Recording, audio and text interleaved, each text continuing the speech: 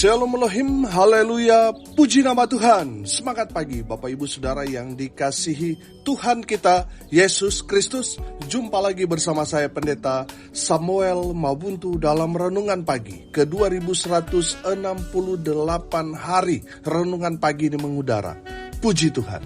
Bapak Ibu Saudara yang dikasihi Tuhan, sebelum kita membaca, mendengarkan, dan merenungkan firman Tuhan hari ini, mari kita berdoa. Minta pimpinan Roh Kudus. Kita berdoa. Bapa di surga, berbicaralah kepada kami semua. Pakai firman Tuhan ini untuk menegur kami, menasihati kami, meneguhkan iman percaya kami, dan memberkati kami semua. Di dalam nama Tuhan Yesus yang adalah firman Allah yang hidup, kami berdoa. Amin. Haleluya. Bapak Ibu Saudara yang dikasihi Tuhan, bersama dengan saya kita akan belajar Alkitab dari kitab Kejadian sampai kitab Wahyu. Mari buka Alkitab kita. Pengkhotbah pasal 5 ayat 1 sampai ayat 6. Demikian firman Tuhan. Janganlah terburu-buru dengan mulutmu, dan janganlah hatimu lekas-lekas mengeluarkan perkataan di hadapan Allah. Karena Allah ada di surga dan engkau di bumi. Oleh sebab itu, biarlah perkataanmu sedikit. Karena sebagaimana mimpi disebabkan oleh banyak kesibukan, demikian pula percakapan bodoh disebabkan oleh banyak perkataan. Kalau engkau bernazar kepada Allah, janganlah menunda-nunda menepatinya. Karena ia tidak senang kepada orang-orang bodoh. Tepatilah nazarmu. Lebih baik engkau tidak bernazar daripada bernazar tetapi tidak menepatinya. Janganlah mulutmu membawa engkau ke dalam dosa, dan janganlah berkata di hadapan utusan Allah bahwa engkau hilaf. Apakah perlu Allah menjadi murka atas ucapan-ucapanmu dan merusakkan pekerjaan tanganmu? Karena sebagaimana mimpi banyak, demikianlah juga perkataan sia-sia banyak. Tetapi takutlah akan Allah. Amin. Haleluya. Bapak Ibu Saudara yang dikasihi Tuhan, dari kebenaran firman Tuhan ini, saya menangkap ada 3 pesan yang firman Tuhan ini mau sampaikan kepada kita sebagai orang percaya. Yang pertama saudara, hati-hati dengan mulutmu karena mulutmu harimaumu. Saudara, apa maksudnya? Perkataan kita itu akan kembali kepada kita. Itu maksud firman Tuhan ini. Makanya saudara, jaga mulutmu karena itu akan menjadi harimaumu. Semua ucapan kita akan kembali menyerang dan menerkam kita. Makanya saudara, firman Tuhan ini katakan dengan jelas, janganlah terburu-buru dengan mulutmu, dan janganlah hatimu lekas-lekas mengeluarkan perkataan di hadapan Allah. Karena Allah ada di surga dan engkau di bumi. Oleh sebab itu, biarlah perkataanmu sedikit. Bapak Ibu Saudara yang dikasihi Tuhan, firman Tuhan ini mengajarkan kepada kita untuk lebih banyak mendengar daripada lebih banyak berbicara. Karena apa yang kita sudah lontarkan dalam ucapan perkataan kita, puji Tuhan kalau hal-hal yang baik itu akan kembali dengan hal-hal yang baik juga.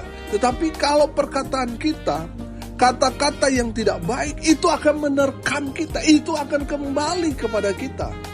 Makanya saudara yang dikasihi Tuhan, mari kita mau selalu mengeluarkan kata-kata yang mengandung berkat, kata-kata yang menguatkan, kata-kata yang memberkati, kata-kata yang menginspirasi, kata-kata yang memotivasi iman orang percaya, supaya itu akan kembali semua hal-hal yang baik buat kita. Amin. Tapi kalau kata-kata kita kata-kata yang tidak baik, saudara akan menuai hal-hal yang tidak baik. Ada berapa banyak orang berurusan dengan pengadilan karena masalah kata-kata. Bapak Ibu Saudara yang dikasihi Tuhan, kita sebagai orang percaya, kita harus menjaga mulut kita supaya apa? Tidak menyakiti orang lain. Amin. Supaya perkataan kita itu tidak menghancurkan semua mimpi harapan orang lain. Bapak Ibu Saudara yang dikasihi Tuhan, mari kita mau menjaga mulut kita, supaya yang keluar dari mulut kita adalah berkat. Amin. Haleluya. Bapak Ibu Saudara yang dikasihi Tuhan, pesan firman Tuhan yang pertama, hati-hati dengan mulutmu, karena mulutmu harimaumu. Yang kedua, apa yang sudah terucap, yang sudah kita katakan, sudah terlanjur keluar dari mulut kita akan mempertanggungjawabkannya di hadapan Tuhan. Makanya saudara yang dikasihi Tuhan, hati-hati dengan mulut kita. Pikir dulu baru berkata-kata. Banyak orang sudah berkata-kata, sudah banyak bicara tanpa pakai otak. Makanya banyak orang disakiti dengan kata-katanya karena dia gak mikir dulu baru berkata-kata. Makanya saudara dengar ini baik-baik. Sebelum kita berucap, berkata-kata dengan mulut, dengan lidah kita, pikir dulu. Supaya apa? Perkataan kita tidak menyakiti orang. Banyak orang itu sudah berkata-kata tapi gak mikir. Tapi kita anak-anak Tuhan, dengar ini baik-baik. Mikir dulu, baru mengeluarkan kata-kata. Supaya apa? Supaya kata-kata kita itu, kata-kata yang memberkati orang. Orang yang mendengar, mereka dikuatkan. Walaupun mereka ditegur, mereka terima teguran itu sebagai bentuk kasih kita. Saudara yang dikasihi Tuhan, dengar ini, saudara yang sebagai pemimpin, sebagai atasan, sebagai bos, dengarin. Jangan sampai hambar keluar kata-kata dari mulutmu. Jangan sampai kata-katamu itu menghancurkan karir orang, menghambat rezeki orang.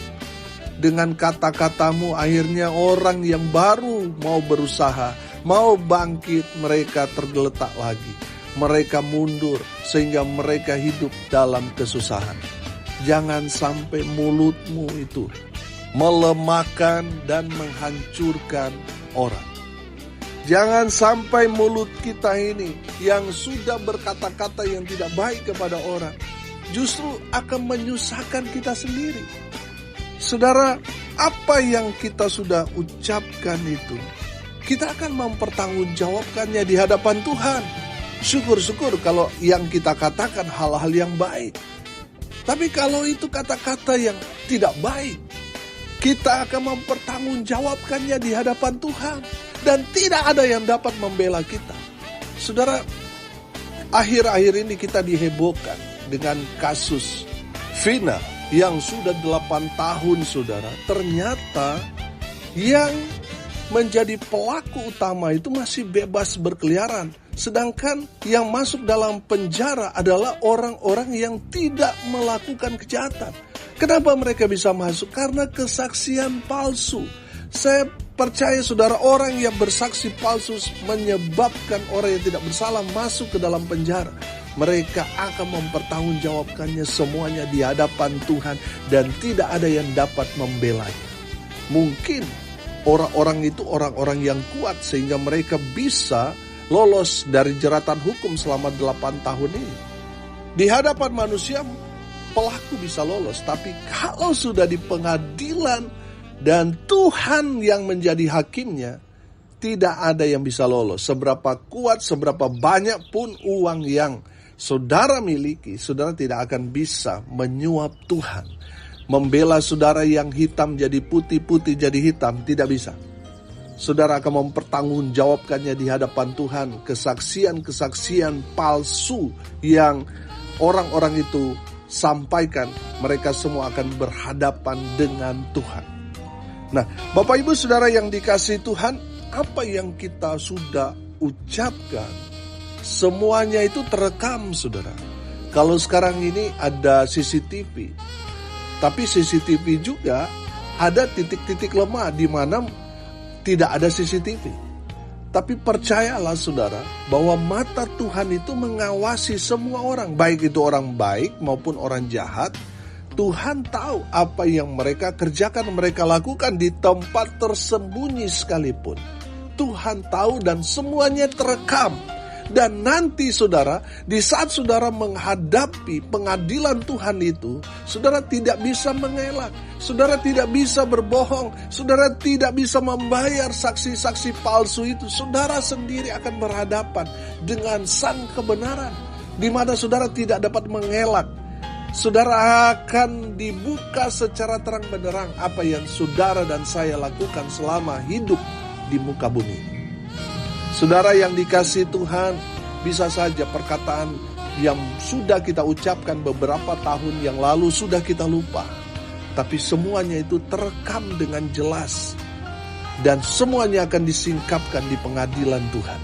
Bapak Ibu Saudara yang dikasihi Tuhan, kalau kita tahu semuanya terekam apa yang keluar dari mulut kita, maka dari itu saudara bertobatlah. Dan mulai dari sekarang, jangan hambar kata-katamu. Biarlah kata-katamu itu menjadi berkat bagi banyak orang. Amin. Biarlah kata-kata kita ini menguatkan, meneguhkan iman orang-orang percaya. Amin. Biarlah kata-kata kita ini memotivasi, menginspirasi orang untuk bangkit dari keterpurukan. Amin. Bukan kata-kata kutuk, kata-kata cela, kata-kata hinaan, kata-kata maki yang keluar dari mulut kita. Saudara, semua perkataan-perkataan yang tidak mempermuliakan Tuhan, kita akan mempertanggungjawabkannya di hadapan Tuhan. Saudara, jangan sepelekan makian. Makian itu dosa. Pertanyaannya sekarang, berapa kali setiap hari kita memaki orang? Dan itu semua masuk dalam hitungan dosa. Makanya saudara, jangan sia-siakan mulut kita dengan mengeluarkan kata-kata kotor. Saya selalu bilang begini, untuk mendeteksi orang itu tuh suci dan kotor dari perkataannya. Kalau dia selalu keluar kata-kata kotor, itu menandakan hatinya kotor. Makanya keluar kata-kata yang kotor. Kalau dia selalu menyakiti orang, itu menandakan hatinya itu sakit. Makanya dia menyakiti orang lain. Saudara yang dikasihi Tuhan, saya percaya saudara pendengar renungan ini adalah orang-orang yang punya hati yang kudus, yang suci. Amin. Sehingga perkataan yang keluar dari mulut saudara dan saya adalah kata-kata yang kudus. Haleluya. Bapak Ibu Saudara yang dikasihi Tuhan, apa yang sudah keluar dari mulut kita, semuanya akan kita pertanggungjawabkan di hadapan Tuhan. Makanya saudara, mulai dari sekarang, mari yang keluar dari mulut kita adalah kata-kata yang benar, kata-kata yang meneguhkan iman, kata-kata yang memberkati. Haleluya. Bapak Ibu Saudara yang dikasihi Tuhan, dari kebenaran firman Tuhan ini kita belajar apa yang sudah terucap, yang sudah kita katakan dengan mulut kita, kita akan mempertanggungjawabkannya di hadapan Tuhan. Yang ketiga, apa yang telah kita katakan itu akan membawa kita pada berkat atau kutuk. Amin. Makanya firman Tuhan ini katakan, kalau kita sudah bernasar, harus kita tepati. Supaya apa saudara? Supaya kita tidak dibawa pada kutuk. Kalau kita menepatinya, kita diberkati. Tapi kalau kita tidak menepatinya, kita akan berhadapan dengan kutuk. Saudara, makanya firman Tuhan ini katakan dengan jelas, kalau engkau bernasar kepada Allah, janganlah menunda-nunda menepatinya. Karena ia tidak senang kepada orang-orang bodoh. Tepatilah nasarmu. Lebih baik engkau tidak bernasar daripada bernasar tetapi tidak menepatinya. Janganlah mulutmu membawa engkau ke dalam dosa. Dan janganlah berkata di hadapan utusan Allah bahwa engkau hilaf. Bapak Ibu Saudara, dengar ini baik-baik. Kalau saudara sudah bernasar, apa sih nasar itu? Kalau kita berjanji itu ikatan janji antara manusia dengan manusia. Kesepakatan yang mereka ambil, mereka putuskan, itulah janji yang harus mereka tepati antara manusia dengan manusia. Nah, saudara, kalau kita bernasar artinya kita berjanji kepada Tuhan. Saudara, ada berapa banyak orang ketika mereka mulai membuka usaha, mereka mulai berjanji kepada Tuhan. Mereka bernasar, Tuhan, kalau ini sukses, saya akan setia membantu pekerjaan Tuhan. Saya akan setia memberi persepuluhan. Saya akan memberikan buah sulung dan lain sebagainya. Saudara, berjalannya waktu mereka sangat diberkati dalam usaha yang tadinya kecil sekarang jadi besar. Tapi setelah mereka menikmati berkat-berkat Tuhan, mereka mulai lupa dengan si pemberi berkat. Saudara, dengar ini baik-baik. Hati-hati dengan berkat. Berkat itu bisa saja semakin mendekatkan diri kita kepada Tuhan, dan hati-hati berkat yang membuat kita semakin jauh dari Tuhan. Contoh, tadinya saudara sangat dekat dengan Tuhan karena saudara masih hidup dalam kesusahan, pergumulan, banyak persoalan. Saudara sangat dekat dengan Tuhan dan Tuhan memberkati saudara. Karena saudara sudah semakin banyak berkat, semakin diberkati saudara, akhirnya saudara sudah mulai bolong-bolong datang beribadah. Itu saya kasih nama saudara berkat yang membawa saudara kepada kutuk. Saudara, biarlah kalau kita diberkati, kita semakin dekat dengan sumber berkat. Amin, bukan semakin jauh. Kalau saudara semakin jauh, berkat itu akan menjadi kutuk buat saudara. Bapak, Ibu, Saudara, kalau saudara sudah berjanji kepada Tuhan, bernasar kepada Tuhan, Tuhan, kalau saya sembuh, saya mau menjadi pelayan Tuhan, saya mau memberi ini dan itu. Saudara yang dikasih Tuhan, apa yang sudah terlanjur kita ucapkan itu tidak bisa kita tarik lagi. Makanya firman Tuhan ini katakan, jangan terburu-buru dengan perkataanmu. Saudara, kalau itu sudah keluar dari mulutmu, Tuhan mencatatnya dan harus kita tepati. Saudara, kalau janji kita kepada manusia itu ada batasnya. Kalau kita sudah meninggal, selesai itu.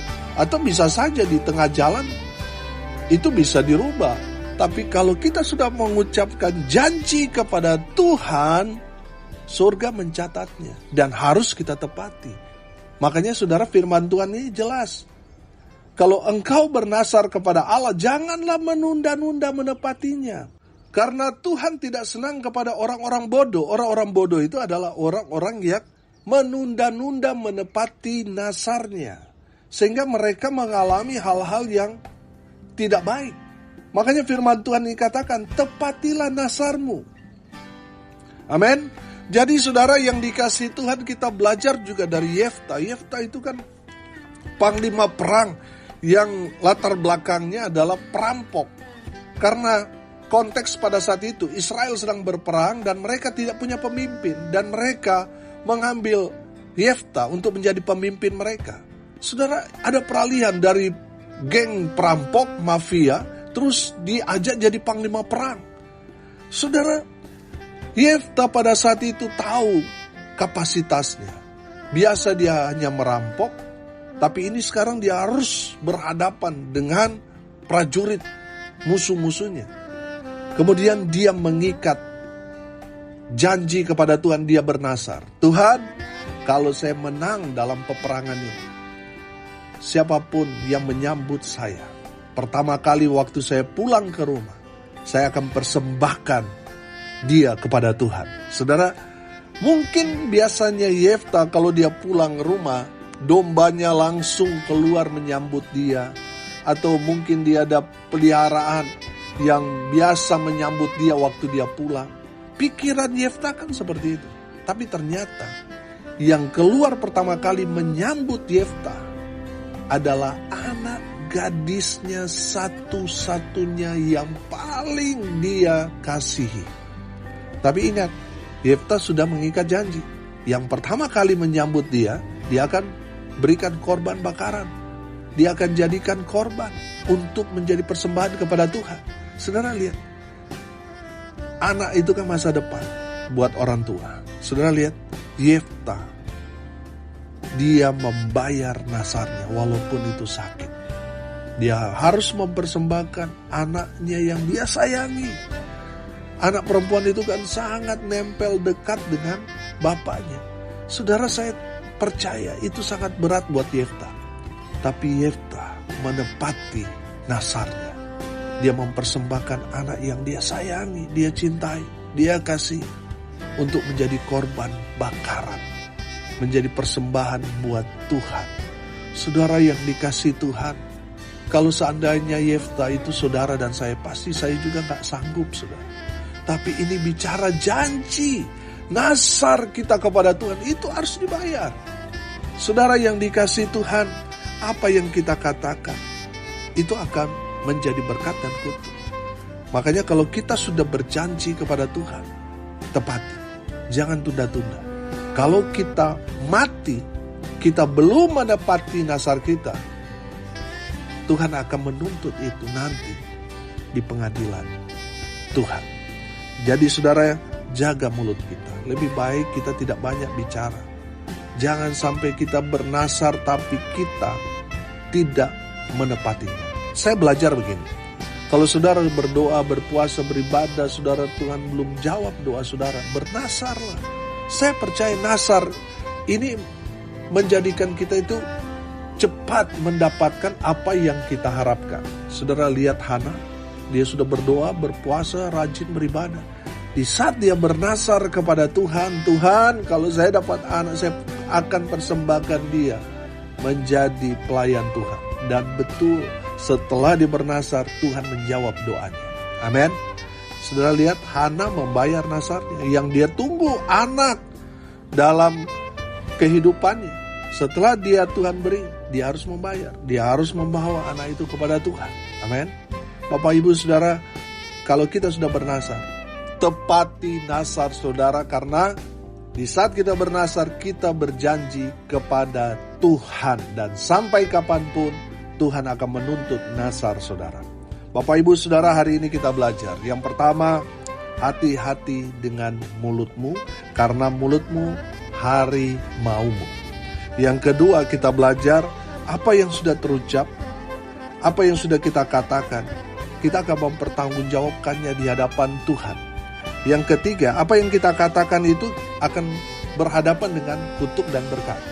Kalau kita menepati nasar kita, kita akan diberkati. Tapi kalau kita tidak menepati janji kita, kita akan dikutuk. Amin. Mari kita berdoa. Terima kasih Bapa di surga sudah berbicara kepada kami semua. Berkati semua pendengar dimanapun mereka berada. Biarlah mulai dari sekarang, apa yang keluar dari mulut mereka adalah kata-kata kudus.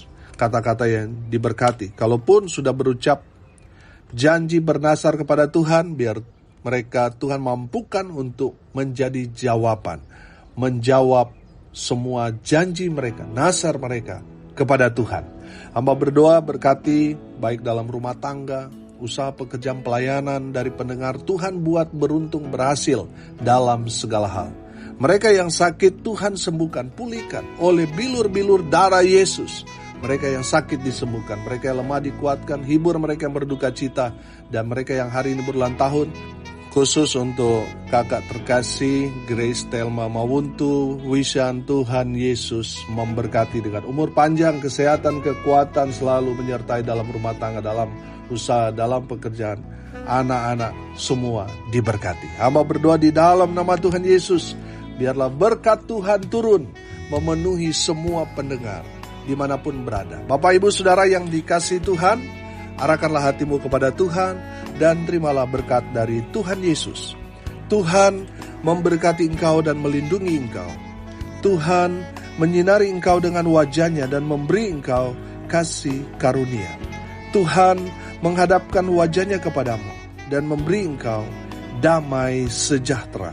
Di dalam nama Tuhan Yesus, sumber segala berkat. Bapak, Ibu, Saudara yang percaya, diberkati Tuhan, katakan amin. Puji Tuhan. Bapak, Ibu, Saudara yang dikasihi Tuhan, kalau saudara merasa diberkati melalui renungan pagi ini, bagikan juga kepada saudara-saudara yang lain supaya mereka juga diberkati. Karena untuk itulah kita dipanggil untuk jadi berkat. Salam kasih dari Bali. Saya Pendeta Samuel Mawuntu. Sampai jumpa besok pagi. Tuhan Yesus memberkati kita semua. Haleluya.